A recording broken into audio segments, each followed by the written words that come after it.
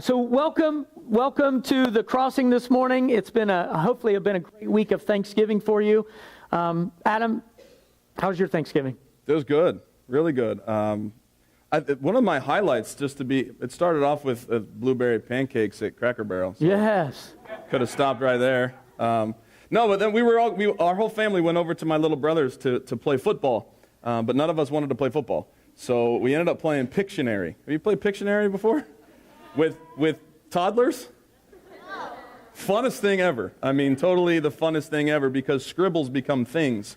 No, we played Pictionary, and it wasn't just because of the laughter and the snacks and the complete dominance by the boys over the girls that it was good, that I was thankful. But it was a timely time of connection for a big portion of our family that we had been missing for a while. God just kind of aligned that. And then you couple that with the 35 or 40 of us that had dinner that evening. Wow. It was really good. I did get sent into somewhat of a diabetic coma, it felt like. I do dessert first just to make sure there's enough room before Thanksgiving. It's a good principle. But I couldn't control myself going back second round too much. That was... That wasn't good. No. But it was great. How was yours? About the same, actually. Yes. Sugar zone at Mamaw's. But anyway, my family and I got to go to Southern Ohio to meet up with my parents and Angel's mom and Angel's sister. So Micah and TJ got to meet us there. So we spent the week with Micah and TJ. Awesome. Everybody but Stephen, but we'll get to see him at Christmas, and thankful for that. And I'm the oldest of 5, so all my siblings were together, so spent some great time.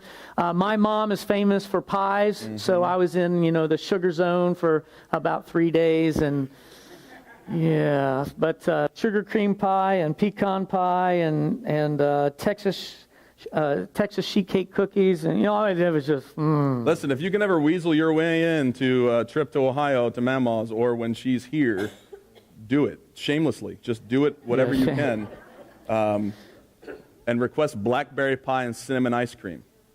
We talked about the tonight dough. Yeah. This will change your life forever. You will move to Southern Ohio, or at least think about it. Thanksgiving, though, is one of those times that for me, and maybe it is for you too, just for some reason, I tend to increase my expression of Thanksgiving, especially in my prayer time. So just pick your brain. I mean, I know this is true of you. So as you're going before the Lord on behalf of our church family, what do you find yourself most thankful for? I got 1,000 thank yous to the Lord for our church, really. Yeah.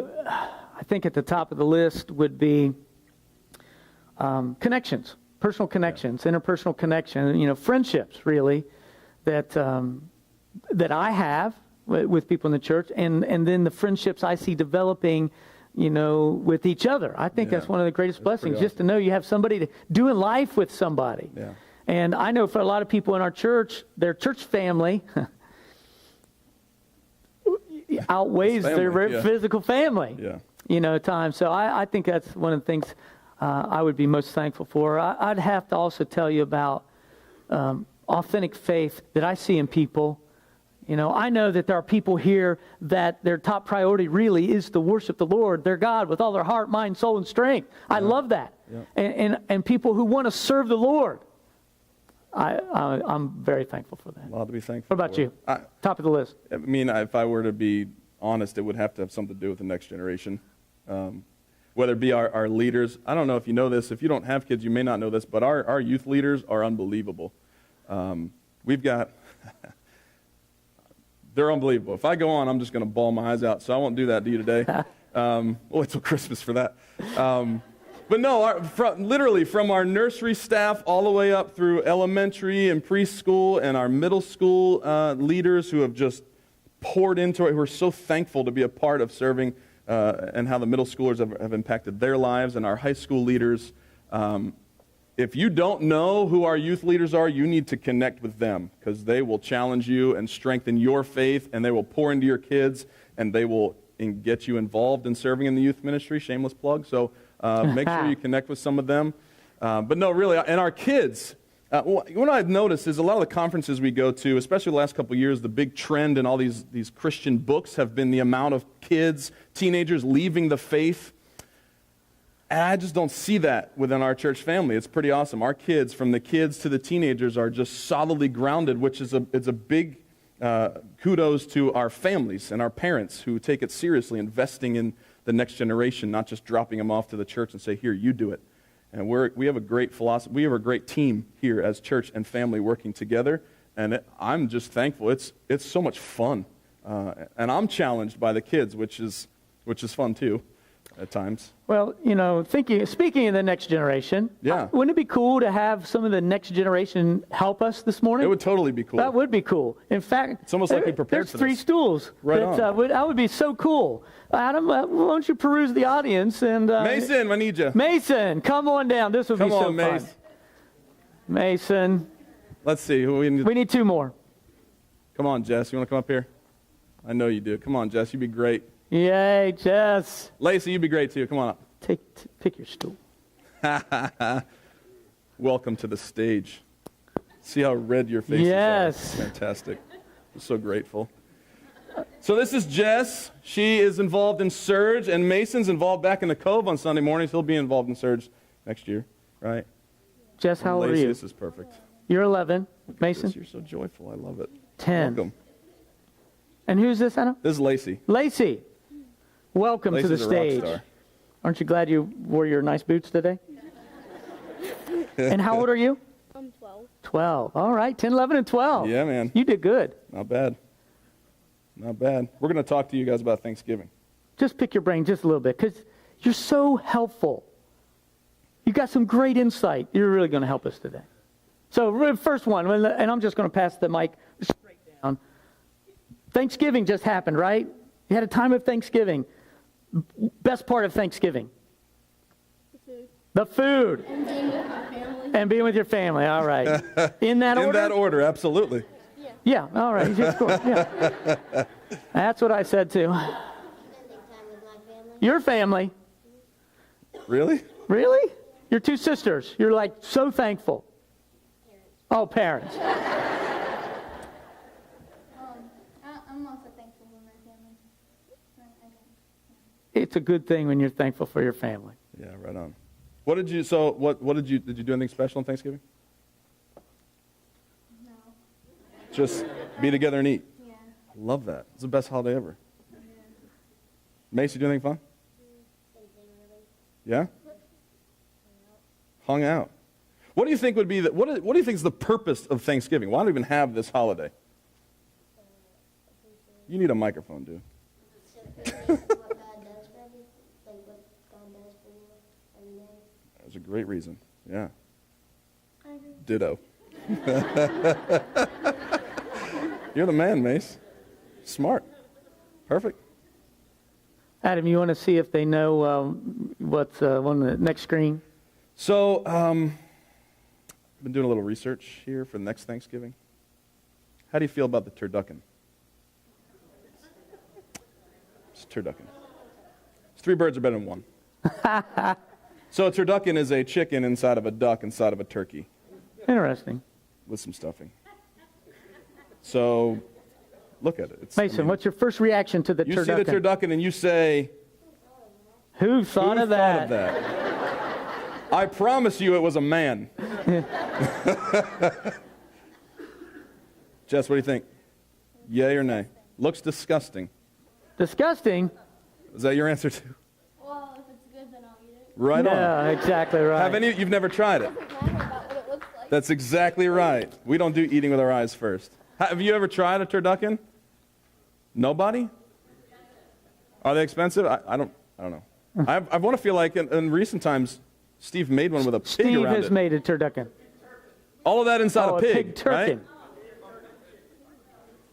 That's just gross. Interesting. That doesn't sound good. Three birds are better than one. Well, kiddos, Adam and I love bragging on the next generation here. We've got some great kids involved in our church, right? And so Adam and I are talking about, hey, what do we want to do sermon-wise? What do we want to do? What Bible passage? And we found a great one, and we thought it would be cool to get some kid perspective on this, all right? Yes. So I want to read our text for today, and then we want to pick your brains a little bit. And so, in answering a question, just make sure you have the mic or whatever, and we'll take turns. But Really what it is we have haven't prepared much today because we've been in food coma, and we need you to do our sermon today. Too many trips to pie, and we didn't even work on sermon. In Luke 17, here's a great story found in Luke 17. Listen to this. We got some question for you. Now, on his way to Jerusalem, Jesus traveled along the border between Samaria and Galilee. He was going into a village. 10 men who had leprosy met him. All right, now you three. What is your best, pass the mic over one time and we'll just go right down. What is your best guess? What in the world is leprosy? A type of sickness? A type of sickness. You are a smart girl. Without knowing the answer, but you are a very smart girl. Mason, your best guess, what is leprosy? A bad disease. A bad disease. Like people who needed help. And people who needed help. Those are all great answers. Perfect. Leprosy was a skin disease that basically just kept eating holes in you. It's crazy. And it was very contagious, right? So, they're going to a village, and 10 men who had leprosy met him. They stood at a distance and called out in a loud voice. Now, kiddos, if you, imagine, here's 10 guys who have leprosy. It's very contagious, and it's like eating their skin. Sores everywhere. There's sores everywhere. Sores everywhere. Stuff falls off. It's gross. Tell me about what you imagine their life is like. What's their life condition like? It might not be too good because people could make fun of them. True. Yeah. Very true. They wouldn't want it to be contagious to spread it through their families, and it would be really miserable. True. And Mason, just continue. Because they didn't want it to be contagious, where did they live? Away from their family. Sure did. Yes, they did. Outside of town, even. Outside of town, away from everybody. Yeah. Right? They only had themselves. Right? What else? They could be in a lot of pain. With sores everywhere, they're in constant pain, right? So here they are. As he was going to village, 10 men who had leprosy met him. They stood at a distance and called out in a loud voice, "Jesus, Master, have pity on us." When he saw them, he said, "Go show yourselves to the priest." And as they went, they were cleansed. One of them, when he saw he was healed, came back, praising God in a loud voice. He threw himself at Jesus' feet and thanked him. He was a Samaritan. Jesus asked, "Were not all 10 cleansed? Where are the other 9? Has no one returned to give praise to God except this foreigner?" Then he said to him, "Rise and go, your faith has made you well."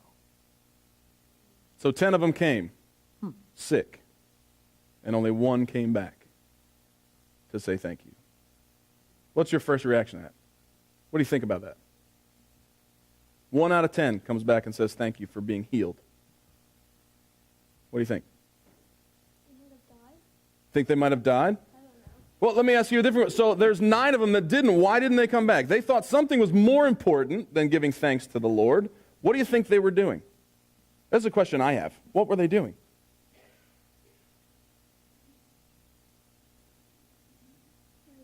No idea. Me neither. That's why I'm asking Mason, you I guys. see the wheels turning. Help us out here. What are they doing? What do you think they were doing? They were probably, instead of praising God, they went back to their family to meet them for the first time in a long time. Yeah. Instead of praising God first. All right. I think they might have been greedy and not thankful for being healed. All right.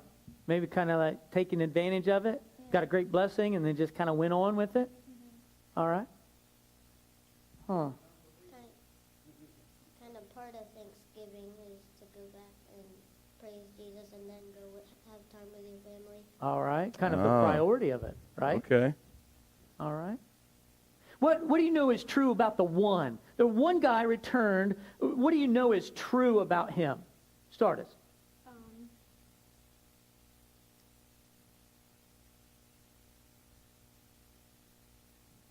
That he, I'm trying to think about what to say. Hold on. Plenty of time.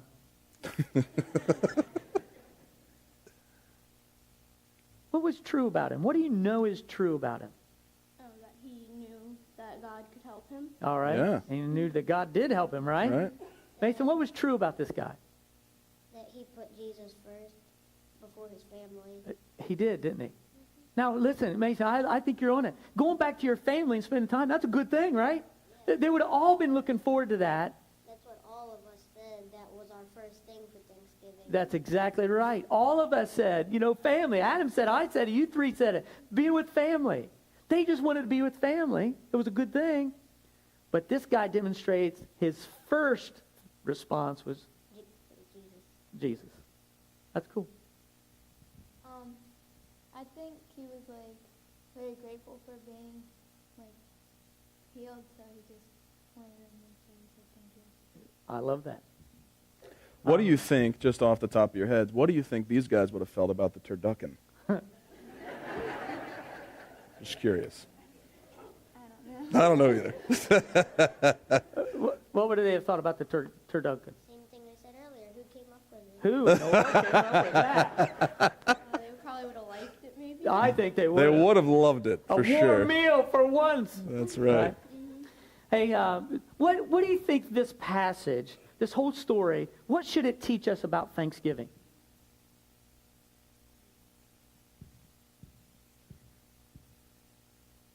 Final round, by the way. What should this teach us about Thanksgiving? That God and family are both come first, Okay. and that He can heal us. All right. Anyway. I love the fact that Awesome. we have a God that can heal us, right? It's what is Thanksgiving? A time to praise God for all that He's done for us. All right. Amen. To be thankful for everything you get. Everything, Even right? Everything. Like you don't like it. All right. Everything. I love that. How about a hand for these beautiful teens, right? You can be seated, guys. Thank you. Thank you. That was good. That was good. That was Thank a you, perfect kiddo. sermon. That was a perfect sermon. You want to pray and be I done? was going to say, we might as well. I kind of feel like going and eating, just to be perfectly honest. I like a little turducken. Can you go back to the text, please? This passage really is perfect for the Sunday after Thanksgiving. Because it reminds us that Thanksgiving, it's not a holiday, right? I mean, Thanksgiving isn't something that we just should be celebrating once a year. It's really an everyday thing. In fact, I appreciate this passage because it really does teach us a lot about this topic of Thanksgiving. And especially this time of year, we just kind of throw it around. It's Thanksgiving, it's a holiday, it's the day before Christmas shopping, and that's kind of our approach. And maybe we ought to spend a little time considering Thanksgiving. So what do you see in this? Let's just go through and talk about some things we see. All right. I think this story teaches us several things about Thanksgiving. The first thing that jumps out to me is just Thanksgiving isn't just a holiday, right? It's not just something you do one day a year. In fact, Thanksgiving is an act of worship. I think it's pretty clear in this story, Thanksgiving is an act of worship. Look at verse 15 again. One of them, when he saw he had been healed, he came back praising God in a loud voice. He threw himself at Jesus' feet and thanked him, and he was a Samaritan. I think it's pretty obvious right there that Thanksgiving is an act of worship. It's an event, it's an act, it's an action. And this passage equates this man going to Jesus and thanking Jesus, it equates it to praising God. It's an act of worship. Chip reminds us often that worship is when we stop everything and when we spiritually bow down and give the Lord thanks and praise and awe and wow, right? Worship is when we stop everything we're doing just to direct some praise and thanksgiving to Him. And so really, Thanksgiving is an act of worship. It's this past week, Angel and I were in southern Ohio. My parents and her mom live about 10 miles apart. And in the trip back and forth, we're making like 150 trips back and forth during the week, but it's about a 15-minute drive, through the southern hills of Ohio. And we left her mom's, and as soon as we got in the vehicle, my wife Angel said, "Mark, you want to do a little thank you therapy?" Like, yeah. And, thank you therapy is just, hey, we're just going to make some statements I'm thankful for, and then she would make a statement, well, I'm thankful for, I'm really thankful for, I'm thankful for, and, we just kind of do it the whole trip. I love that. I love episodes of thank you therapy. And we were able to do that one of our trips this past weekend. We actually do similar things, and just our kids, last week, we gave all of our kids at the Cove, and we have more for when new kids come, these little Bible notebooks leading up to Thanksgiving. And our kids have been using them before bed. We just wrote down the days of the week, and every night we just, top thing we're thankful for this day. It was really cool. It's everything from forgiveness to Nerf guns, to mom and dad. Like, it was every scope of the whole deal. But what I thought was really cool about that, and our kids are so just fresh thinking, is that, kind of like Jess said, we should be thankful for everything. Right? We don't over-spiritualize things and say you can only use church words in this notebook. No, what are you thankful for today? Anna's always thankful for her lovey. And that's awesome. That's a gift from God because it helps her sleep, and we are thankful for that. Yeah. Very thankful for that. So, the first thing, Thanksgiving's not just a holiday. It is an act of worship. Yeah. And I hope your days, I hope multiple times every day, you are caught making thank you, Lord, statements. Lord, thank you. Thank you for. Thank you, Lord. All through the day, it's an act of worship. You see that? It is, yeah, totally. And not only is it an action, but it's also an attitude. And it's an attitude for every day, being thankful. And it's funny that I'm sharing this because I use the word attitude a lot at home, usually in talking about we need a better one. But what's interesting, and we could probably describe an attitude, but I don't know that we know the definition of attitude. Like, what's an attitude, right? And so I looked it up. I'm a words guy, you know that. So I looked it up, and what's really cool, the definition of attitude is a settled way of thinking or feeling about something or someone.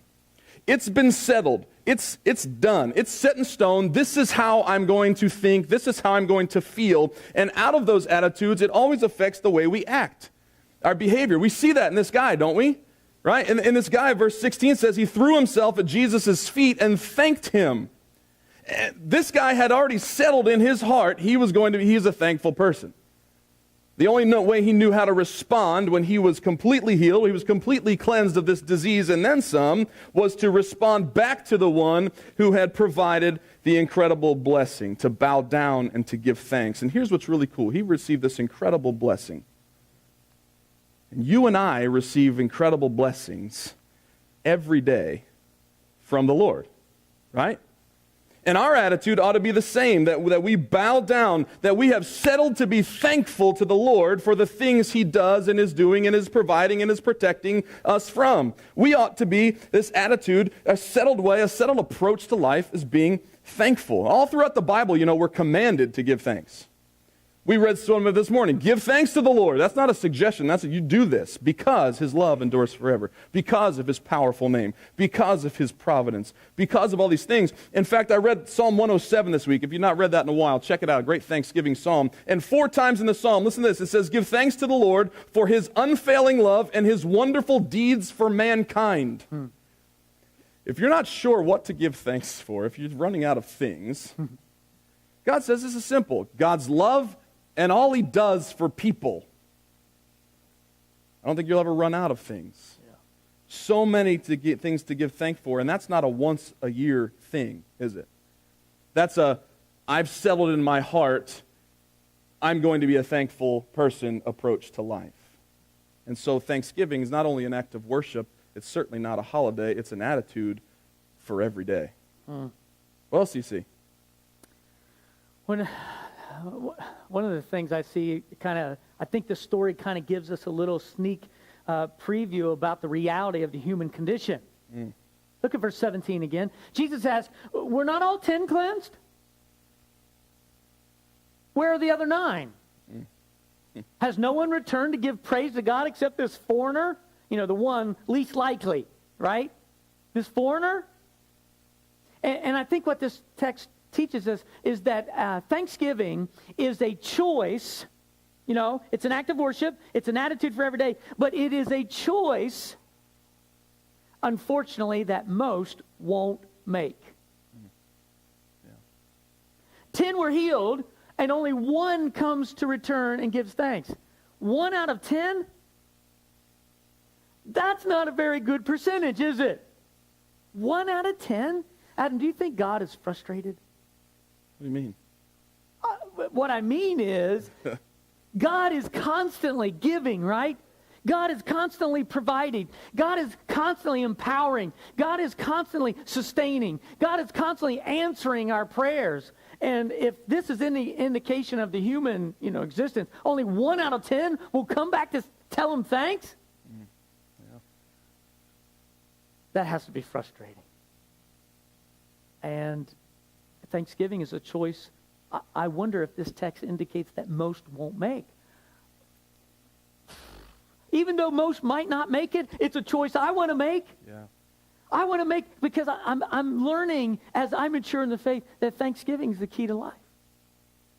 My wife's reading a book right now called 1,000 Gifts. And she read several portions of the book this past week on, and drive back to Ohio and back. It's been a great book. She's loved the book. And it really comes down from what she read to me, the whole book is about grace, thanksgiving, and joy. And the whole book is presenting that when we experience God's grace, our response ought to be thanksgiving, and out of thanksgiving, he provides joy. Wow. Grace, thanksgiving, joy. It's the key to life. I love what happens at the end of the story. Verse 19 says, then he said to him, he came back and gave thanks. He's healed from his leprosy. He comes back and gives thanks. And then rise and go, your faith has made you well. Now wait a minute, he's already been healed of leprosy.